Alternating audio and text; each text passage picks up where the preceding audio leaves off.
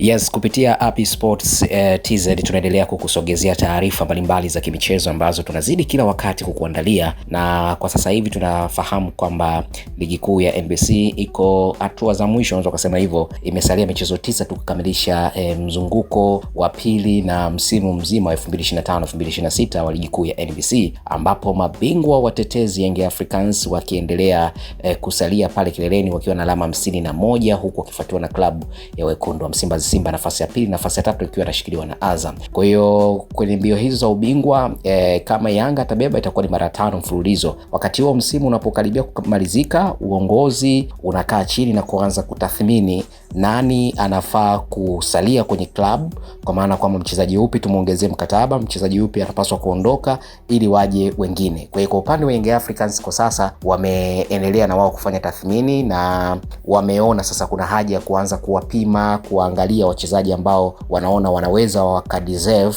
ama wakawa na thamani ya kuja kukipiga katika klabu ya Young Africans, mabingwa wa mara 31 wa ligi kuu ya Tanzania, ambapo kama watachukua itakuwa ni mabingwa mara 32 wa ligi kuu. Kwa hiyo katika misimu 5 mfululizo katika ligi kuu ya NBC. Sasa bwana, Young Africans sasa hivi wanamtafuta kiungo bora kabisa kutoka nchini Ivory Coast ambaye anaitwa Mamadou Thiolon, ambapo klabu Young Africans imeanza rasmi harakati za kuimarisha kikosi chake kuelekea msimu ujao kwa kufungua mazungumzo na klabu ya Zoman FC Ivory Coast kwa lengo la kumsajili kiungo mkabaji Mamadou Thiolon ambaye amekuwa kwenye kiwango bora kwa vipindi viwili mfululizo. Na taarifa kutoka vyanzo vya ndani kabisa vinaeleza kwamba klabu ya Young Africans inaangalia kwa karibu uwezekano wa kumsajili katika dirisha kubwa mapema kabisa, huku uongozi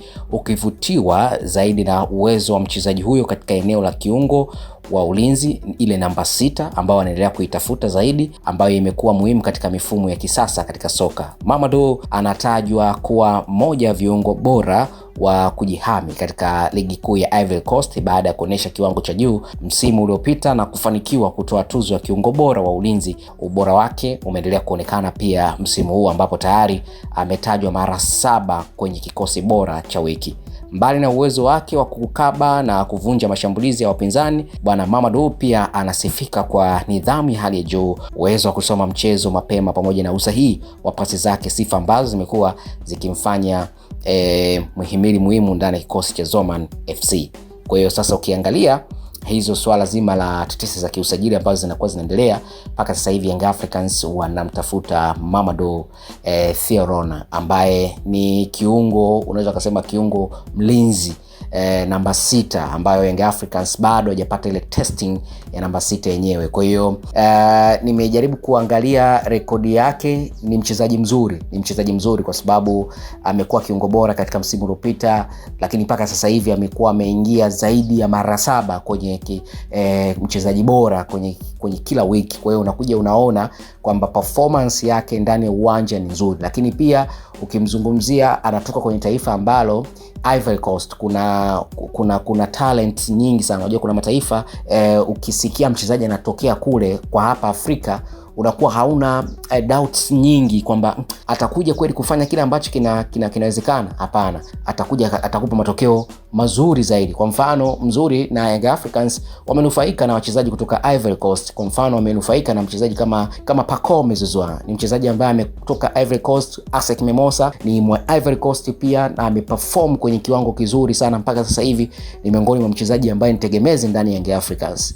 Mbali na hivyo, beki wao Yao Kwasi ni miongoni mwa mchezaji ambaye pia ni mzuri kweli kweli. Amekuja ndani ya Young Africans, ameperform vizuri. Majeraha alimweka nje ya uwanja, lakini unaona baada ya kurecover amerudi na kiwango ambacho anakionyesha. Kwa hiyo huwezi kupata doubt yoyote mchezaji anapotoka kwenye ligi ya Ivory Coast. Yes, ukizungumzia ligi ya Ivory Coast, ukizungumzia na ligi yetu kwa sasa hivi, unaweza kusema ligi yetu iko juu kwa sababu ya uwekezaji mkubwa ambao umeonekana.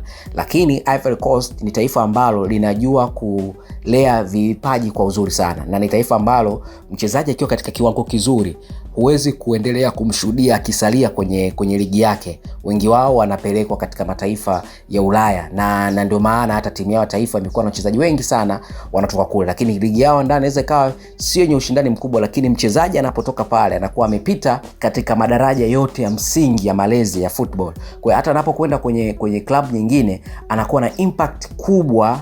Kwa hiyo kama Yanga watafanikiwa kumsajili Mamadou, maana yake atakuja kuongeza kitu kizuri kwenye namba 6, na ni kwa sababu ni mzuri kwenye kupress, kwa sababu anaweza kukaba na kukaba kwake kwa nidhamu. Yani sio kiungo mkabaji ama kiungo mlinzi basi anafanya fouls nyingi ambazo ukiangalia kwa mfano Young Africans kwa mfano mtu anakama Damaro, ukimwangalia Damaro namna anavyocheza, yes anaweza kuzuia mashambulizi, lakini ana hatari zaidi anapokwenda kufanya cabing ya pamoja na mpinzani wake. Kwa hiyo mara nyingi utakuta tu atikifanya kumkaba mchezaji wa timu pinzani, katika hizo attempt atazifanya basi 2 au 3 atafanya fouls. Lakini nimekuja kumwangalia Mamadou, amekuwa na nidhamu. Yani hata nature atakapokwenda kumdefense mpinzani, atadefense, atachukua mpira kwa utulivu kabisa na bila kufanya foul ambayo inaweza ikawa inaigharimu timu kwa kitu kama hicho. Kwa hiyo kwa kama Young Africans watafanikiwa kupata sign hii,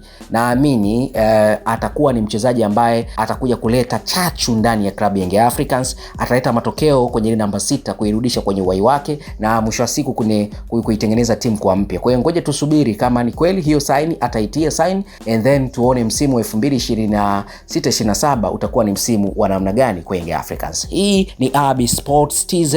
Subscribe, share, like pamoja na kucomment.